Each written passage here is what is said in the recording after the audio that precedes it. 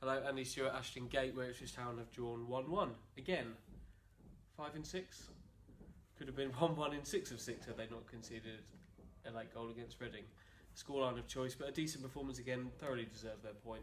A young Ipswich team possibly could have won it, I don't know, but 1-1 was fair for me. Yeah, I think so. On reflection, a draw was probably about right. I didn't think it was quite as good as Saturday at West Brom, but that's understandable. 4 days later, 5 changes to that team off the back of probably the best performance of the season at the Hawthorns. It's a young side tonight, and that was the exciting thing. You know, there was people like Emmanuel Dizelle coming into the team, and to a man, I thought everyone came away from that with a great deal of credit. Another good performance. 6 youngsters in there all in all. So we go through. We've got Josh Emmanuel, Miles Kenlock. Who else was in there? Dizelle. Andre Dizelle. They're the 3 starters. Then on the bench you've got Wright, El Mazzuni, who comes on final 15 minutes for his debut.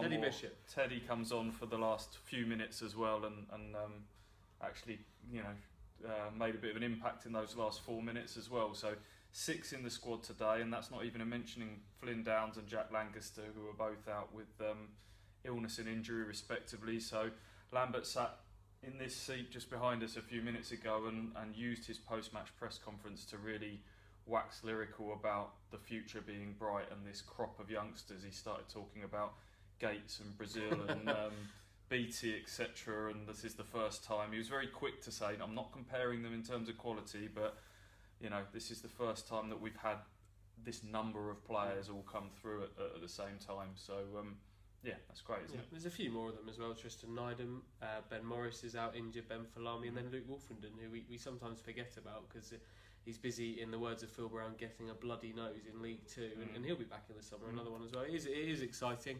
Do we quickly run through the game? We haven't even talked about the goals yet. The first goal scorer for Bristol City was a familiar face. Had to be Adam Webster, didn't it? Yeah, it did. In a season where we've had Tom Lawrence, Bersant Salina, Joe Garner, Oliveira, not a former player, but the Norwich subplot there, it just had to be him that scored. Ipswich had started so well, hadn't they? They burst out the blocks, everything was just so intense and sharp, and Judges everywhere. Jackson's charging down the goalkeeper, who had an absolute mare, by the way, their debutant goalkeeper today. And then you turned to me, I think, after about 15-20 minutes and said, I'm a little bit worried they might sort of run out of steam a bit here. And that's kind of what looked like it happened. And I thought the Bristol City goal was coming. They kept getting a lot of crosses in the box, and lo and behold, Webster heads home from a corner. Yeah, but after the break, they were on the ropes a bit till half time, Ipswich. But after the break, I thought they settled themselves well. Pretty even game after the break, and Miles Kenlock scored a worldie of a goal, didn't he? That's who the stadium announcer gave it to. Yeah.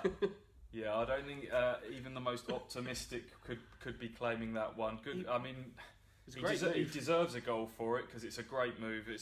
Lloyd Kelly's almost scored an own goal from one corner where he sort of diverts the ball just the wrong side of the post. Then they choose to take the next one short. Kenlock gets it. He beats his man. Exchange of passes with Nolan. Lovely little backheel. Drills a low crossing, but it's flying across the 6-yard box. There's no way it's on target. And Kelly couldn't really do much. Toto was just behind him, and he puts the ball in. And there we are. That was what Bristol City only had one shot on target this evening and one goal. Ipswich had the lion's share of those. I think 1-1 was fair, wasn't it? I mean, they didn't. Neither team created loads of chances today, did they? I mean, that would be from an Ipswich point of view, if you were being hypercritical, didn't create loads of chances. Jackson charged about and made a nuisance of himself. The goalkeeper will hate Caden Jackson. He just, every time he saw him coming, he was just scared, wasn't he? He was getting kicks charged down, lumping it out of play, got booed on his debut. Not great for him. No, but a good point for Ipswich. As we keep saying, the tanker is slowly turning. It's been a positive few weeks for Ipswich, probably from the East Anglian derby onwards. There's been some good stuff to take from most of the games. They're going down, we know that, but it's an extended pre-season for League One now, and we're taking quite a lot from each of these games as they go along. So if they keep playing like this for the final 9 games, starting with Forest at home on Saturday, there'll be a lot to feel good about heading into the third tier. Looking forward to that Forest game.